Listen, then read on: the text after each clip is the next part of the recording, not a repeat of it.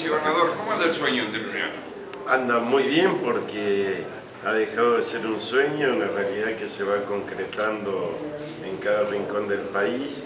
Para eso está trabajando Sergio Uribarri, para eso muchos de muchas provincias, referentes, dirigentes, peronistas y no peronistas, están buscando la posibilidad de armar un equipo de trabajo en función de tu pregunta estrictamente política que tiene que ver con el 2015, pero estamos muy bien, gracias a Dios, y muy compenetrados con el gobierno de Cristina, que se inició con Néstor, este proyecto nacional y popular que tiene sus raíces obviamente en Perón y en Evita, y que bueno, Uribarri es un fiel exponente, tal vez el más genuino exponente del proyecto que hoy encabeza Cristina. Usted sabe, vicegobernador, que el lunes leíamos un raconto bien interesante que hacen los colegas de Diario 1 de lo que pasó el fin de semana en los diarios, en algunos diarios porteños, y del lugar que ocupa el gobernador entrerriano en esa carrera, e incluso del establecimiento de conversaciones con sectores de la política nacional. Es ciertamente una proyección clara la que Uribarri va marcando en el contexto de esta precandidatura, ¿verdad?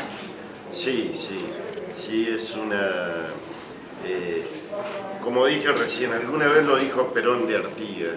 Perón dijo de Artigas que era el caudillo más auténtico que tuvo la historia de los caudillos populares en la República Argentina y en la patria grande, en América Latina.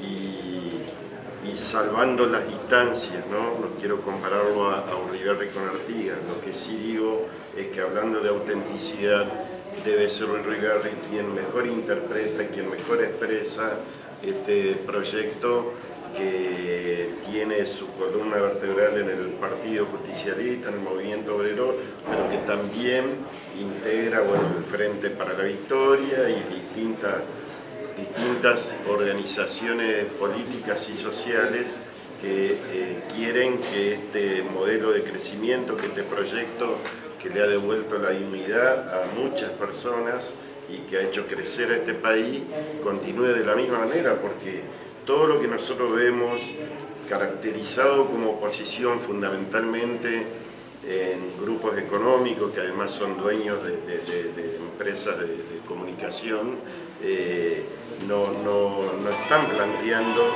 el país que defienda estos derechos que se han conquistado en todo este tiempo. Bueno, nosotros vamos para profundizar este modelo y creemos que Sergio Uribarri es el hombre indicado dentro de lo que establece la ley electoral, que son las primarias abiertas simultáneas. En realidad es que nuestro gobernador pueda ser presidente de todos los argentinos.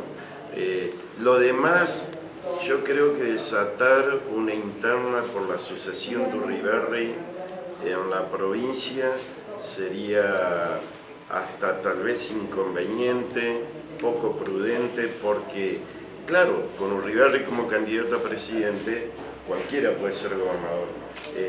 Digo cualquiera sin utilizar el término peyorativamente para nadie que pretenda hacerlo.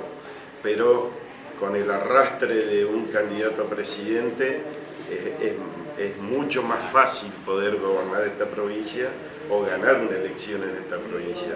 Bueno, pero eso se va a debatir también y están abiertas las posibilidades para que esta herramienta de las PASO, que nosotros vamos a adecuar a la legislatura entrerriana, la ley que actualmente tenemos, la denominada Castrillón, que es sumamente similar a la ley nacional, la vamos a adaptar para que definitivamente sea igual que la ley nacional y que compita el que quiera competir dentro de este proyecto político. En ese sentido, ¿cómo va el proyecto de reforma? ¿Ya está avanzado? ¿Hay alguna cronología para seguir a lo largo del año? Como presidente de la Cámara de Senadores.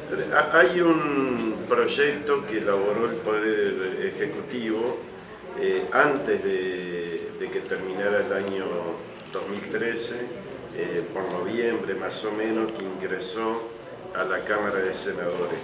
Ese proyecto tenía por objetivo adecuar, como decía recién, la ley provincial a la nacional y establecer también la misma fecha de elección, no que la provincia tuviera la posibilidad de hacerla en fechas distintas como tienen casi todas las provincias y como de hecho hoy la tienen